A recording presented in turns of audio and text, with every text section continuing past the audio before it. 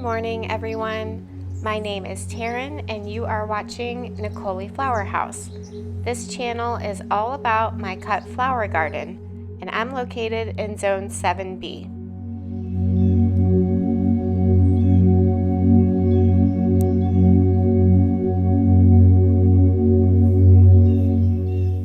This week's garden tour, I'm starting out here with my magnolia tendril peas. I will have a lot more foliage to work with when these get taller and take off a little more, but you can see how intricate the tendrils are, and I'm really excited for these to mature.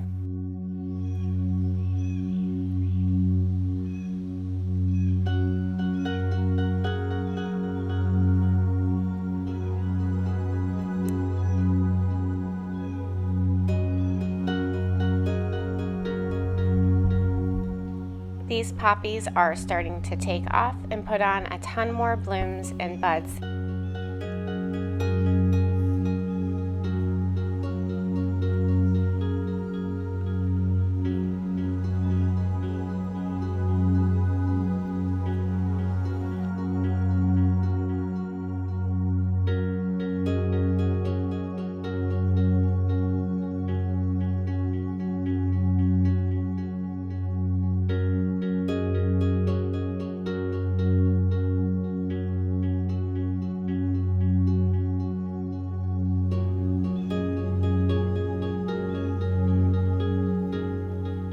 These are my spring planted carnation seedlings, and next to that I have some fall planted carnations that I did last fall, and still no blooms. I've been waiting for the blooms. They're very close, they have buds, and I think it should be within a week or so.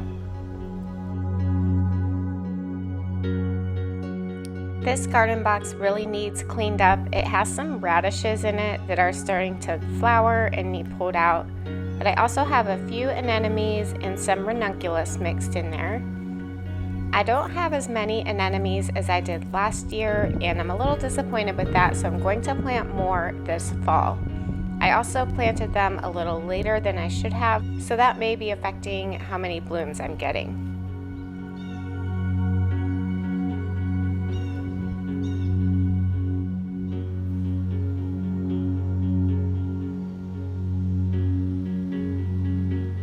Here are snapdragons, and they are coloring up nicely, and I'll be harvesting these toward the end of the video.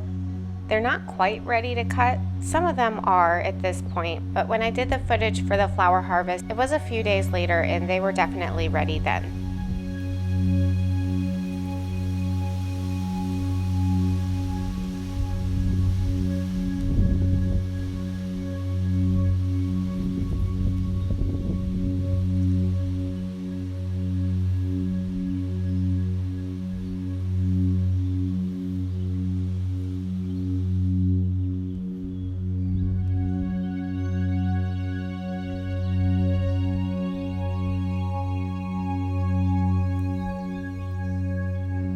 This is the garden box that has ranunculus all scattered throughout on top of the dahlias. And I was a little worried that the dahlias weren't coming up in this box, but they actually are.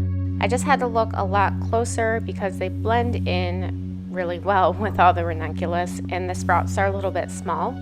They may have started a little later than the other ones, but I'll keep an eye on them. But I'm happy to see a lot more of the dahlias popping through in this box.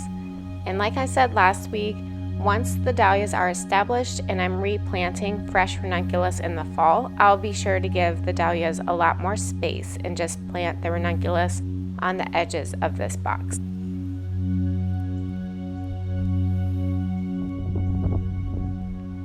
I really wanted to show you my chives plant just because this has taken about 2 years to mature to this point. I've had to be really patient, and chives is just something I've always wanted in the garden. My David Austin roses have buds on them and should be producing blooms soon. The new roses I planted don't have buds on them yet, but the older, more established ones do.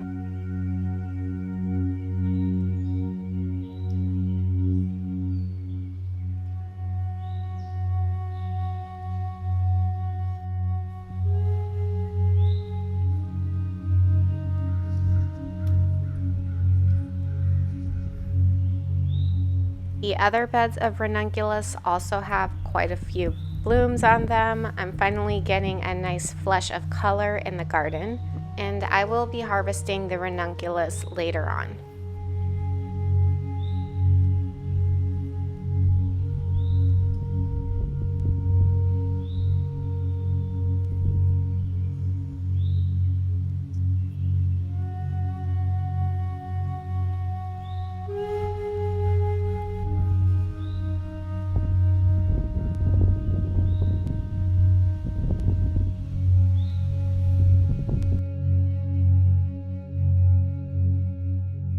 These are dahlias that are sprouting up.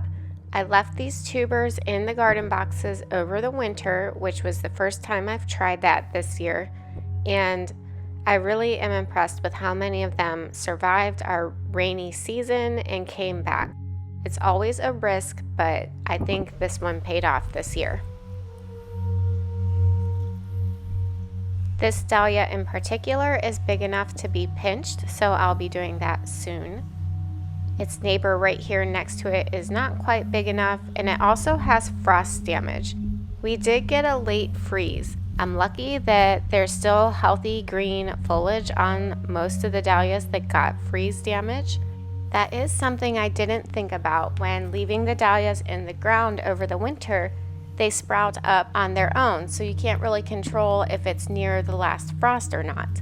So these ones had sprouted up on their own, and then we got a late frost after that. They suffered some damage, but they look to be okay and they should recover.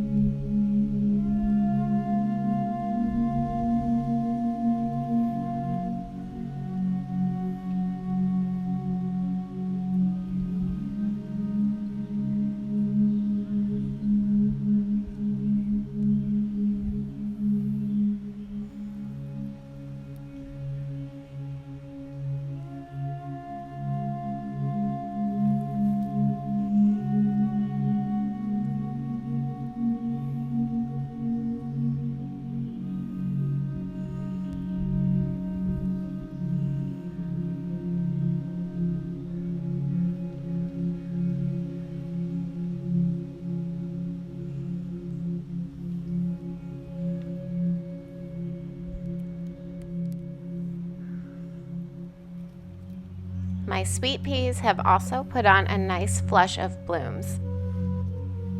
I am thinking I planted these way too close together.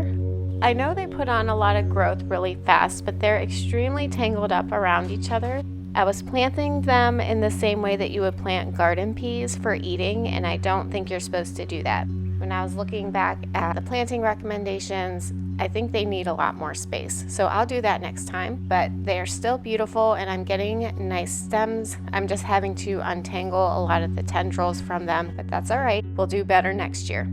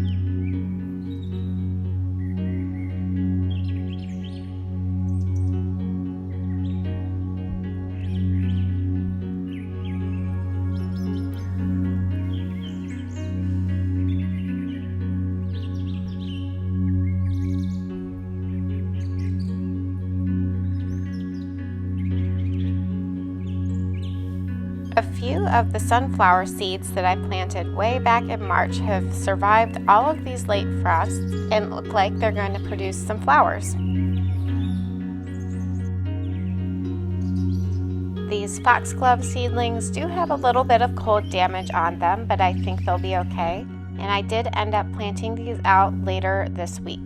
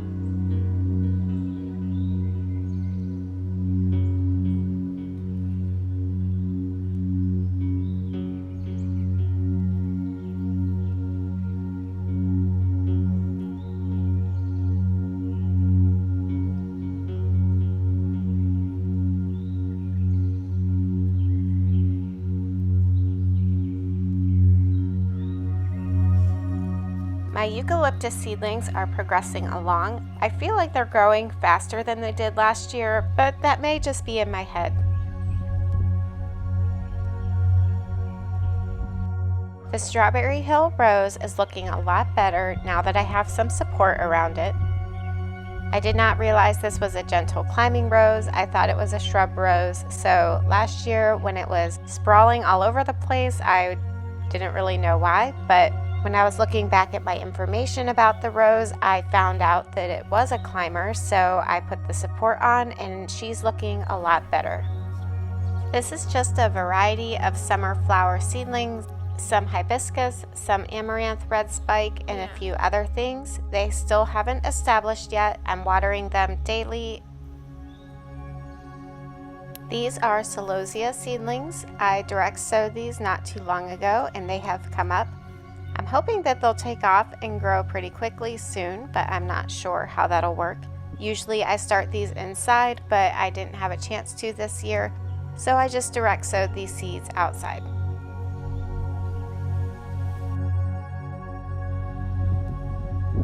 This flower is called Orleia. I didn't plant this, it self-seeded and volunteered this spring, so I let it go, and I'm glad it did. It's starting to put on blooms. This garden box right here just really needs cleaned up. All my brassicas, so my kale and broccoli, have gone to flower, so I need to take all of that out. But on the end, I do have cilantro. It is starting to show signs of flowering. So we'll have flowers on that soon. And it's a cool weather plant, so once it's done flowering, I will just remove all of that cilantro, take it out. So this rose right here has a lot more space to grow. I have some cleaning up to do with these calendula as well, but they're still giving me lots of flowers and are gorgeous in this bright orange color.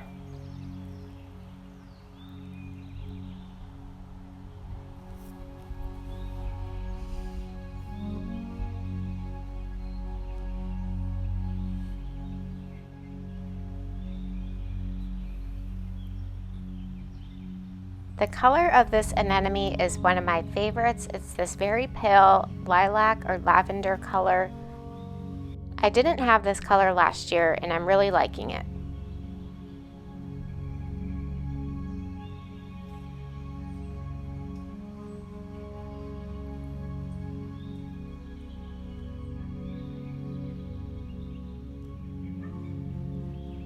I have 3 dahlias in this in-ground bed that I had started the tubers early in the garage over the winter because I had them. I planted them out and then we got that late frost, so there is frost damage on these, but luckily there's still healthy foliage as well, and I think they will recover along with the rest.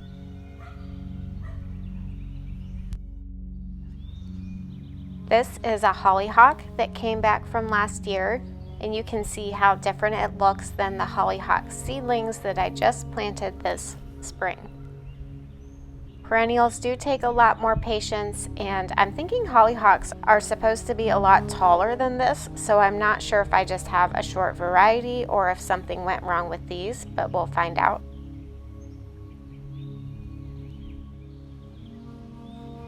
My winterberry shrubs have greened up very nicely, so maybe this will be the year I get berries. I haven't gotten berries off of them yet, so I'm hoping that they will this fall.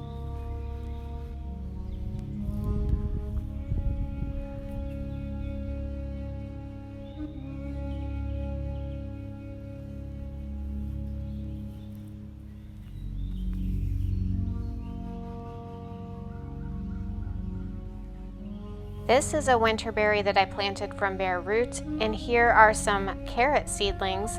I put carrot seeds down in the winter and they didn't germinate until now. So here they are mixed in, and I think it'll be okay.